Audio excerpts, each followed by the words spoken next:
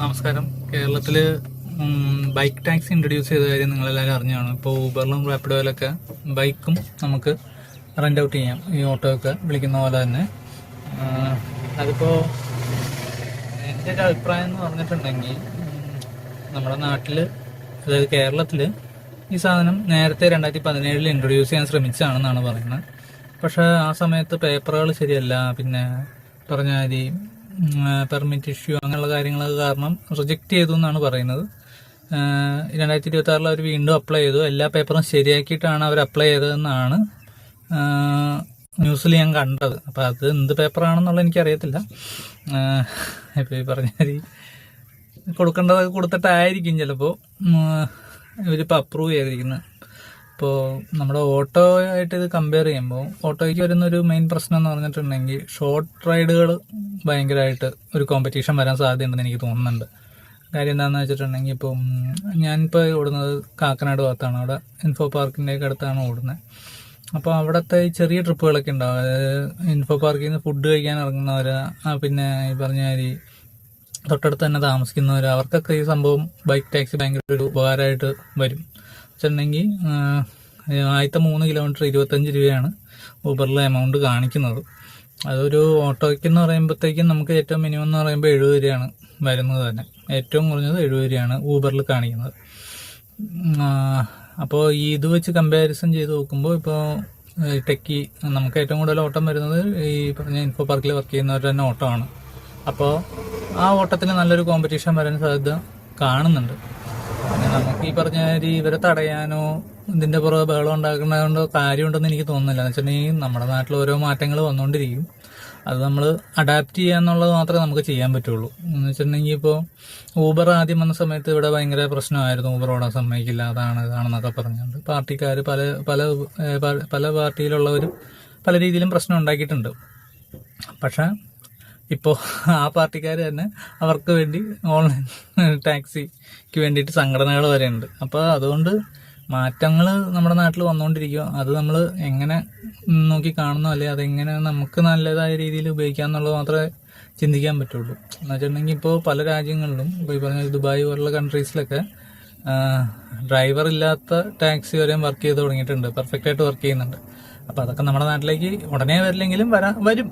അതും നമ്മുടെ രാജ്യം വികസനം ഇങ്ങനെ പ്രാപിച്ചുകൊണ്ടിരിക്കുന്ന സ്ഥിതിക്ക് അതും ഒരു കാലത്ത് നമ്മൾ വരും. അപ്പോൾ നമ്മൾ ടാക്സിക്കാരും ഓട്ടോക്കാരും കിടന്ന് കരഞ്ഞിട്ട് കാര്യമില്ല.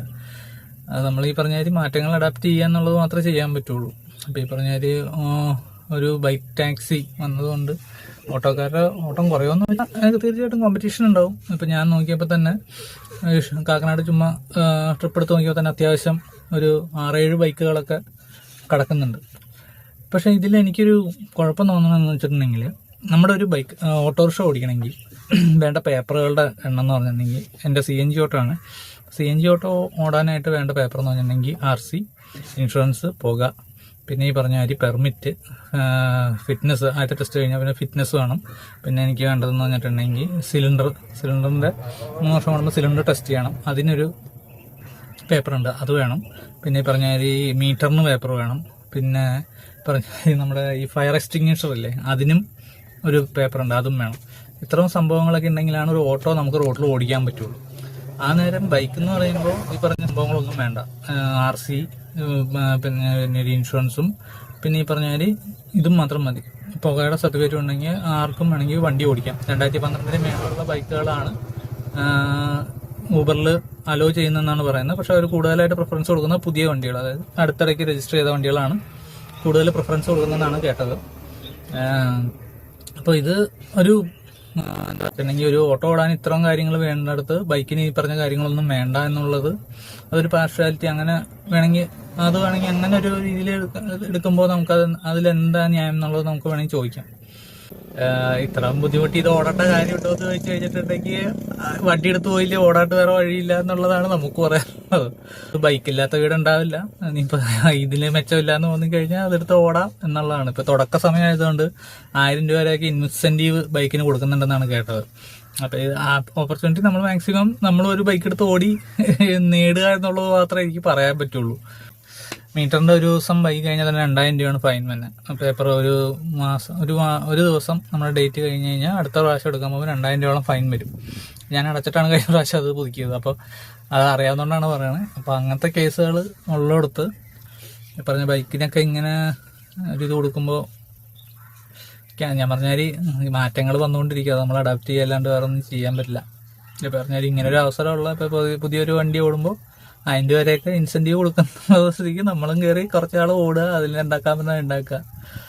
പിന്നെ ഈ പറഞ്ഞ റേറ്റിന്റെ കാര്യമൊക്കെ അതൊക്കെ എങ്ങനെയാണ് ഇവർ നിശ്ചയിക്കണതെന്ന് എനിക്ക് മനസ്സിലാവുന്നില്ല. ഇപ്പോൾ ഈ പറഞ്ഞ നമ്മുടെ ഓട്ടോ ഒക്കെ ഓടുമ്പോൾ മിനിമം 30 അങ്ങനെ കുറേ കാര്യങ്ങളൊക്കെ ഉണ്ടല്ലോ.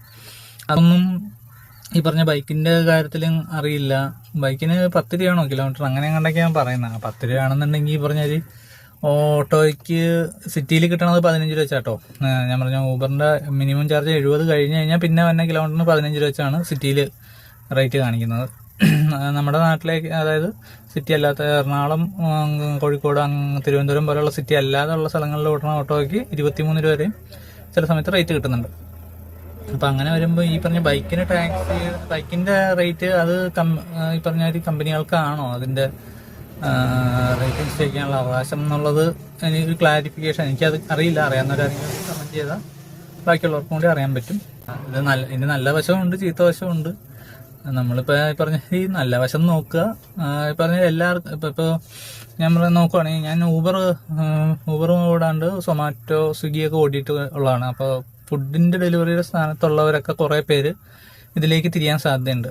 എന്ന് വെച്ചിട്ടുണ്ടെങ്കിൽ എല്ലായിടത്തും ഇല്ല കേട്ടോ. ചില സ്ഥലങ്ങളിൽ നമ്മൾ ഫുഡ് മേടിക്കാൻ പോകുമ്പോൾ ചില ഹോട്ടലുകൾ നമ്മളെ ഭയങ്കര മോശമായിട്ടുള്ള രീതിയിൽ എന്തോ വേണമെങ്കിൽ ഒന്ന് എടുത്തുകൊണ്ട് പോകും എന്നുള്ളൊരു സെറ്റപ്പൊക്കെ, ആ ഒരു സെറ്റപ്പ്. അതായത് പിന്നെ ചില കസ്റ്റമേഴ്സ് ആണെങ്കിലും നമ്മൾ അങ്ങനെ ഒരു രണ്ടാം കിട ആൾക്കാരൊക്കെ ആയിട്ട് കാണുന്ന ചില കസ്റ്റമേഴ്സും ഉണ്ട് കേട്ടോ. അപ്പം അങ്ങനെ വെച്ച് നോക്കുമ്പോൾ അത് വെച്ച് നോക്കുമ്പോൾ ഈ ബൈക്ക് ടാക്സിക്ക് ഇത്രയും കൂടിയും ഒരു റെപ്യൂട്ടേഷൻ ഉള്ളതുപോലെ എനിക്ക് തോന്നിയിട്ടുണ്ട്. ഇത്രയും കൂടിയും ഒരു എന്താ പറയുക, കാത്തു കെട്ടി കിടക്കണ്ട. എവിടെയും പോയിട്ടുണ്ടെങ്കിൽ നമ്മൾ ഈ പറഞ്ഞ ഫുഡൊക്കെ ആവാനായിട്ട് വായും പിടിച്ച് നോക്കിക്കേണ്ട ആവശ്യമില്ല. അങ്ങനത്തെ ഒരു സെറ്റപ്പൊക്കെ ഈ പറഞ്ഞ ബൈക്ക് ടാക്സിക്ക് ഉണ്ടാവില്ല. നമുക്ക് പെട്ടെന്ന് ആളെ എടുക്കാം, അടുത്ത സ്ഥലത്ത് കൊണ്ട് ഇറക്കാം. അത്രയും ബുദ്ധിമുട്ടൊന്നും ഈ പറഞ്ഞ ബൈക്ക് ടാക്സിക്ക് വരാൻ സാധ്യതയില്ല. അപ്പം അതുകൊണ്ട് ഇതിൽ കുറേ പേർക്ക് ജോലിയുടെ ഒരു ഓപ്പർച്യൂണിറ്റി ഉണ്ട്.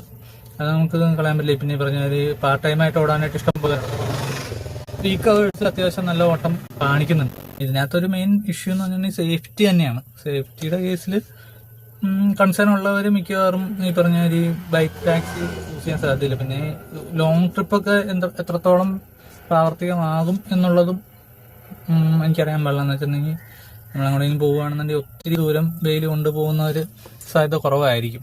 പിന്നെ മഴയൊക്കെ ഉള്ള സമയത്തും ബുദ്ധിമുട്ടുണ്ടാവും. മഴയുള്ള സമയത്ത് ഓട്ടോ ഓടിക്കാൻ തന്നെ ബുദ്ധിമുട്ടാണ്. അപ്പോൾ പിന്നെ ബൈക്കിൻ്റെ കാര്യം പറയണ്ട. അപ്പോൾ ഞാൻ പറഞ്ഞതെന്ന് വെച്ചാൽ മെയിനായിട്ട് കോമ്പറ്റീഷൻ വരാനുള്ളത് ഈ ചെറിയ ട്രിപ്പുകളല്ലേ. അത്യാവശ്യം ഓട്ടോറിക്ഷ ഓടുന്നവർക്ക് ഇത്തിരി ലാഭം കിട്ടുന്ന ഒരു വകുപ്പ് എന്ന് പറഞ്ഞാൽ ചെറിയ ഓട്ടങ്ങളാണ്. അതിൽ ലാഭമുള്ളത് ആ ഒരു ഫീൽഡിലേക്ക് ബൈക്ക് ടാക്സികൾ ഇടിച്ചു കയറാൻ സാധ്യതയുണ്ട്. ഇപ്പം ഞാൻ കഴിഞ്ഞ ദിവസം കുറേ വീഡിയോ ഉണ്ട് തടയണതായിട്ട് ആൾക്കാരെ. എനിക്ക് തോന്നുന്നത് അതുകൊണ്ട് പ്രത്യേകിച്ച് കാര്യമൊന്നും ഉണ്ടെന്ന് തോന്നുന്നില്ല. ഇതെല്ലാം തുടക്കം വരെ എല്ലാവരും എതിർക്കും, പിന്നെ കുറച്ച് കഴിയുമ്പോൾ അതായിട്ട് അങ്ങ് യോജിച്ചു പോകും. ഇപ്പോൾ കഴിഞ്ഞ ദിവസം ഞാൻ എൻ്റെ വണ്ടിയുടെ ഒരു സംഭവം ഡ്രം പോളിഷ് ചെയ്യാനായിട്ട് കൊണ്ടുപോയി. ഞാൻ അങ്ങോട്ടും എനിക്ക് പോയിട്ട് ഓട്ടോയ്ക്ക് വരേണ്ട വന്നപ്പോഴത്തേക്ക് ഏകദേശം 300 രൂപയുടെ മേളിലായി. അന്നേരം ഒരു ബൈക്കാണെങ്കിൽ ഇപ്പോൾ ഞാൻ നോക്കിക്കഴിഞ്ഞപ്പോൾ ഏകദേശം ഒരു 120 രൂപ അങ്ങോട്ടും കൂടി ആ ഒരു ദൂരം കവർ ചെയ്യാൻ പറ്റും. അപ്പം അത് എല്ലാവർക്കും ഉപകാരമുള്ള കേസൊക്കെ തന്നെയാണ്. പിന്നെ ഈ പറഞ്ഞാൽ പേപ്പറിൻ്റെ കാര്യങ്ങളിലെങ്കിലും ഒരു വ്യക്തത അത് MBയുടെ ഭാഗത്തുനിന്നോ അത് മോട്ടോർ വാഹന പൊതുവാഹന ഗതാഗത വകുപ്പിനൊക്കെ ഉണ്ടാകേണ്ട ഒരു കേസാണ്. അതിൽ നമുക്കൊന്നും പറയാൻ പറ്റില്ല. അപ്പോൾ നിങ്ങളുടെ അഭിപ്രായം എന്താണെന്ന് വെച്ചാൽ കമൻ്റായിട്ട് രേഖപ്പെടുത്തുക.